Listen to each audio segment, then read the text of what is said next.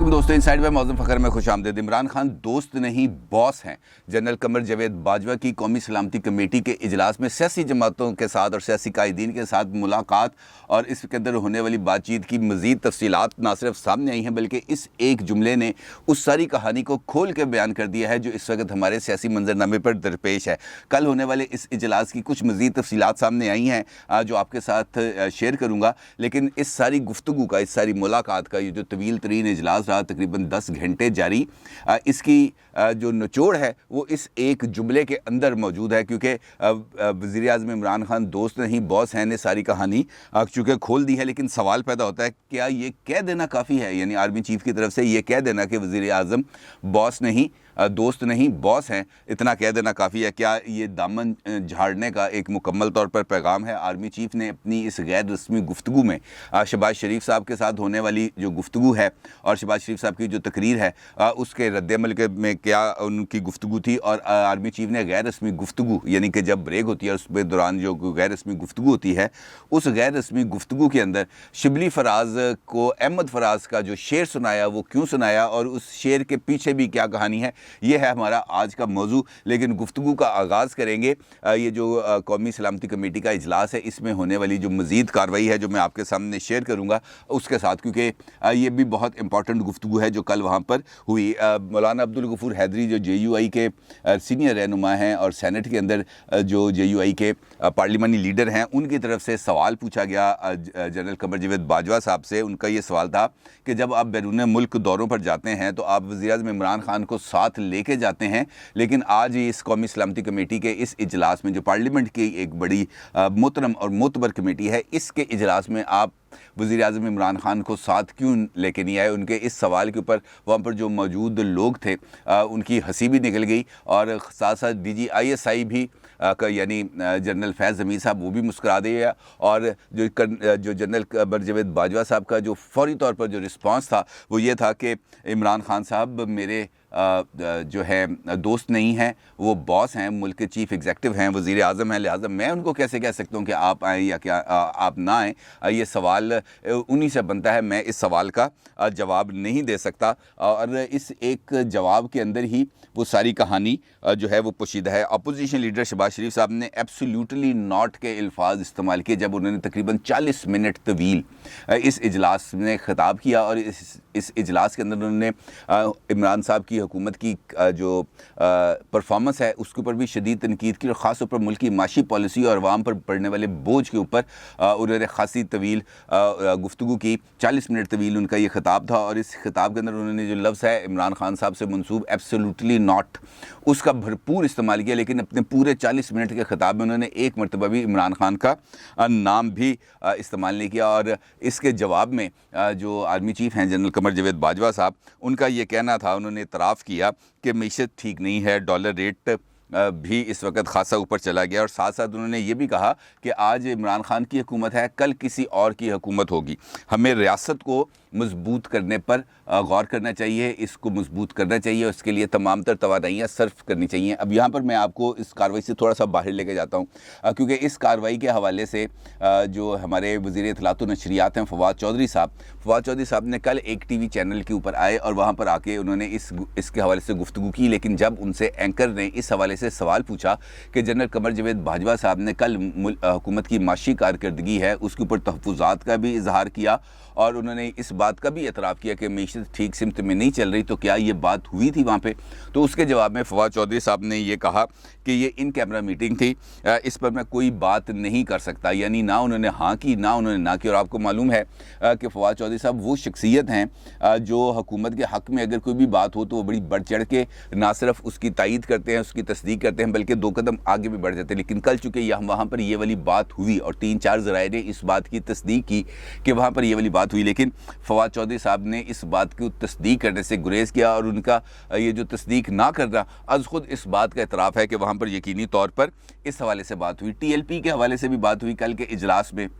यानी तहरीक लब्बैक पाकिस्तान, और वहाँ पर तहरीक लब्बैक पाकिस्तान के इस धरने और ये जो मुज़ाहरा है इसके दौरान होने वाले जो पुरतशद्दुद वाक़यात हैं उसके ऊपर भी बात हुई, और ख़ास तौर पर तहफ़्फ़ुज़ात का इज़हार किया गया इस मुआहदे को छुपाने के हवाले से। तो जिस पर army chief general Qamar Javed Bajwa साहब का ये कहना था कि ये जो है जो मुआहदा है ये जल्द सामने आ जाएगा। यानी टीएलपी के साथ जो मुआहदा है वो ना सिर्फ जल्द सामने आ जाएगा और साथ साथ उनका ये भी कहना था कि कोई चीज़ आइन और कानून से मावरा नहीं होगी। यानी जो मुआहदा टीएलपी के साथ किया गया वो आइन और कानून के दायरे में रहते हुए किया गया और आइन और कानून के दायरे में रहते हुए उनके ऊपर से ये जो कालादम तंजीम है इसका टैग भी हटाया गया और उनके मुकदमात भी वापस लिए जा रहे हैं। तो उनका ये कहना था कि सारा कुछ ये जो मैंने किया है ये आइन और कानून के दायरे में रहते हुए किया है, इससे आगे अब बढ़ने का इसका अंदर कोई बात नहीं। और इसके साथ साथ जो बात हुई है वहाँ पर वो दूसरी बात हुई है जो टीटीपी के साथ मुज़ाकरात चल रहे हैं उसके हवाले से, और इसके हवाले से वहाँ पर गुफ्तगू हुई और माफ़ी देने का मामला भी ज़ेर बहस आया। बल्कि ये एक इतराज़ भी सामने आया कि किसी मखसूस जमात या हालात को मद्देनज़र रखते हुए अफ़गान पॉलिसी ना बनाई जाए बल्कि मुल्क के अवाम को मद्देनज़र रखते हुए तालिबान हुकूमत के बारे में फ़ैसला किया जाए। ANP के जो नुमाइंदगी करते हुए साबिक़ वज़ीर आला KP के अमीर हैदर होती का ये कहना था कि तहरीक लबैक पाकिस्तान को रियायत देने से कबल मुतासरीन को भी एतमाद में लिया जाए, जिसके ऊपर जो सारी सूरत हाल है और TTP के साथ जो मुज़ाकरा चल रहे हैं, जो बातचीत चल रही है, उसके हवाले से आर्मी चीफ़ ने अपनी को थोड़ी बहुत गुफ्तगू भी की। और जो इम्पॉर्टेंट चीज़ है इस सारी सिनेरियो के अंदर वो है आर्मी चीफ़ का जब आमना सामना होता है शिबली फराज साहब के साथ, जो अहमद फराज साहब जो मशहूर शायर हैं उनके साहबजादे हैं, तो आर्मी चीफ़ उनके साथ बड़ा पुरजोश मुसाफा भी करते हैं और उनको अहमद फराज साहब का एक शेर भी सुनाते हैं और वो शेर के अंदर भी अपनी पूरी कहानी है। वो शेर उनका ये है अहमद फराज साहब का, रंजिश ही सही दिल ही दुखाने के लिए आप फिर से मुझे छोड़ के जाने के लिए आ। ये वो शेर है जो आर्मी चीफ खुद सुनाते हैं शिबली फराज को। और ये जो आना जाना और ये जो छोड़ के जाने वाली बात है इसके अंदर भी एक पूरी दास्तान छुपी है। आपको याद है कि 6 अक्टूबर को ISPR की तरफ से एक नोटिफिकेशन जारी किया जाता है और वो तकर्रुर और तबादलों के हवाले से नोटिफिकेशन जारी किया जाता है और फिर उस नोटिफिकेशन पर अमल दरामद नहीं होता और एक डेडलॉक की सिचुएशन पैदा हो जाती है। और हुकूमत की तरफ से जो रावलपिंडी और इस्लामाबाद के दरमियान जो सफ़र है, जो शटल सर्विस है, उसका आगाज़ हो जाता है। उस शटल सर्विस के अंदर एक मरतबा शिबली फराज साहब ने भी उस शटल के अंदर सफ़र किया था और वो गए थे रावलपिंडी और जाके उन्होंने इस डेडलॉक के ख़ात्मे के लिए कुछ रोल प्ले करने की कोशिश ही की थी। और वहाँ पर जो कुछ गुफ्तगू ऐसी हुई होगी यकीनी तौर पर जिसका हवाला army chief general Qamar Javed Bajwa साहब ने इस एक शेर की सूरत में दिया कि आप फिर से मुझे छोड़ के जाने के लिए आ। और इसके अंदर ही वो सारी की सारी कहानी मौजूद है जो इस वक्त इमरान खान साहब की हुकूमत और उसको दरपेश है। खैर, अब अपने मौजू पे वापस आते हैं और उन सवालात का जायज़ा लेते हैं जो मैंने आपसे गुफ्तगू के आगाज़ में आपके सामने रखे थे कि यानी इमरान खान साहब मुल्क के वज़ीर आज़म हैं, मेरे बॉस हैं, दोस्त नहीं। क्या ये कह देना काफ़ी है? क्योंकि हमने देखा माजी के अंदर जब से ही इमरान खान साहब की गवर्नमेंट आई है इक़्तिदार में, तो उस वक्त से लेकर अब तक, यानी अब से कुछ अर्सा पहले तक, हमने ये देखा है कि इस्टेब्लिशमेंट हमेशा से इमरान खान साहब की गवर्नमेंट की सपोर्ट में ना सिर्फ खड़ी रही है बल्कि मुख्तलिफ़ जगहों पर मुख्तलिफ़ लोगों के साथ, मुख्तलिफ़ तबका है फ़िक्र के लोगों के साथ मुलाकातों के दौरान इस बात का पैगाम भी दिया गया कि हमें इमरान खान की गवर्नमेंट को ना सिर्फ सपोर्ट करना चाहिए बल्कि उसको मजबूत करना चाहिए और इकानमी को बेहतर करने के लिए इक़दामात का साथ देना चाहिए, कुर्बानी देनी चाहिए। बल्कि ISPR की तरफ से एक प्रेस कॉन्फ्रेंस भी हुई थी और उस प्रेस कॉन्फ्रेंस के अंदर जो जर्नलिस्ट हैं, जो मीडिया है, उससे इस बात की अपील भी की गई थी कि कम से कम 6 महीने तक मुस्बत रिपोर्टिंग की जाए। वो 6 महीने के बजाय 3 साल तक मुस्बत रिपोर्टिंग की गई लेकिन उसका कोई नतीजा नहीं निकला। और अब ये कह देना कि वज़ीर आज़म मेरे बॉस हैं, ये काफ़ी नहीं है। मेरा ख़्याल है कि जो सूरत हाल इस वक्त पाकिस्तान की आवाम को बहसीत मजमूई जिसका सामना करना पड़ रहा है, ये एक जुमला उस सारे दुख, दर्द और तकलीफ़ का अजाला नहीं कर सकता। और आर्मी चीफ़ का ये कह देना मेरा ख्याल है नाकाफ़ी है, बल्कि उनको इस बात का शायद आज नहीं, कल नहीं, परसों, शायद रिटायरमेंट के बाद इस बात का वो इतराफ़ उनको दिल ही दिल में ज़रूर होगा कि ये पाकिस्तान के अवाम के साथ जुल्म किया गया। दूसरा सवाल जो मैंने आपकी खिदमत में रखा था वो ये था कि क्या ये दामन छुड़ाने का वाज़े पैगाम है, यानी आर्मी चीफ़ का ये जो जुमला है कि इमरान खान दोस्त नहीं बॉस हैं, ये दामन छुड़ाने का वाज़े तौर पर इशारा है। तो मेरा ये ख्याल है कि ये दामन छुड़ाने का एक वाज़े और दो टोक पैगाम है जो दिया गया है हमारी सियासी क़यादत को। बल्कि उसके साथ साथ वो जुमला भी बहुत ज़्यादा इंपॉर्टेंट है जो army chief general Qamar Javed Bajwa ने कहा। यानी उनका ये कहना था कि आज इमरान खान की हुकूमत है, कल किसी और की हुकूमत होगी, हमें रियासत को मजबूत करने, रियासत को मुस्तहकम करने पर तवज्जो देनी चाहिए और उसके लिए किरदार अदा करना चाहिए। यानी कमर जावेद बाजवा बाजवा साहब अब इस लेवल पर आ चुके हैं और उनकी सोच इस जगह तक पहुंच चुकी है जहां पर वो ये कह रहे हैं कि जो हुकूमती इक़दामात हैं वो नाकाफ़ी हैं रियासत को मजबूत करने के लिए। लिहाजा अगर इमरान खान साहब की हुकूमत जाती है, उसकी जगह पर कोई दूसरी हुकूमत आती है, तो उसको भी रियासत को मजबूत करने के लिए इक़दाम करने चाहिए। और रियासत को अगर मजबूत किया जाएगा तो उसका सारे का सारा दारो मदार आएगा मईशत पर, क्योंकि जब तक मईशत मजबूत नहीं होगी, जब तक माशी सरगर्मियाँ ज़ोर नहीं पकड़ेंगी, जब तक लोगों की क़ुव्वत ख़रीद में इजाफा नहीं होगा, जब तक इन्फ्लेशन पर काबू नहीं पाया जाएगा, जब तक प्राइस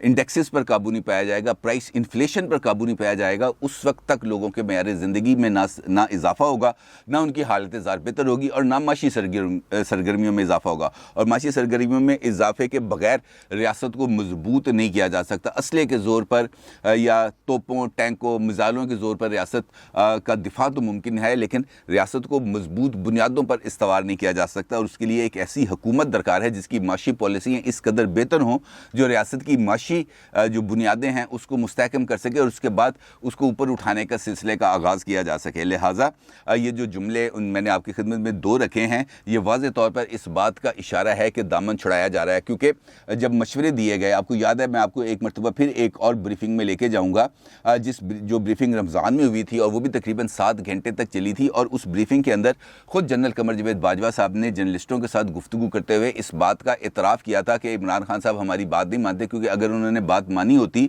हम तो पहले दिन से कह रहे हैं कि वज़ीर आला पंजाब उस्मान बुज़दार को तब्दील किया जाए। इमरान खान ने आज तक हमारे कहने पर उस्मान बुज़दार को तो तब्दील नहीं किया, तो आप ये कैसे कह सकते हैं कि इमरान खान हमारी हर एक बात मान लेते हैं। यानी वहाँ पर उस गुफ्तगू के दौरान भी कमर जावेद बाजवा साहब का ये कहना था कि इमरान खान साहब कुछ बात मान सकते हैं लेकिन कोई बात नहीं मान सकते। और कल का अगर मैं आपको रोज़नामा जंग में छपने वाले एक कॉलम का हवाला दूं जो एजाज़ सैयद साहब ने लिखा था, कॉलम जंग में शाया भी हुआ है, और उस कॉलम के अंदर एजाज़ सैयद साहब ने इस्लामाबाद में होने वाले एक इजलास का अहवाल बताया। और वो इजलास उस वक्त हुआ था जब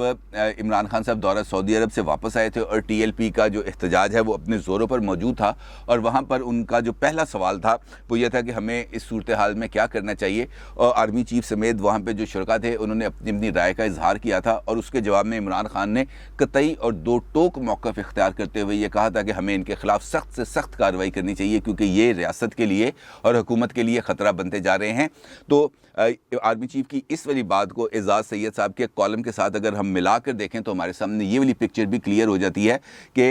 इमरान खान अब कन्फ्रंट करते हैं इस्टेब्लिशमेंट के साथ, आर्मी चीफ के साथ। आर्मी चीफ की जो बातें हैं उनके साथ ना सिर्फ वो कन्फ्रंट करते हैं बल्कि असर्ट भी करते हैं, कोशिश भी करते हैं कि उनकी बात को ना सिर्फ माना जाए बल्कि तस्लीम किया जाए। और उसी के नतीजे में, यानी उस इजलास के बाद जब कौमी सलामती कमेटी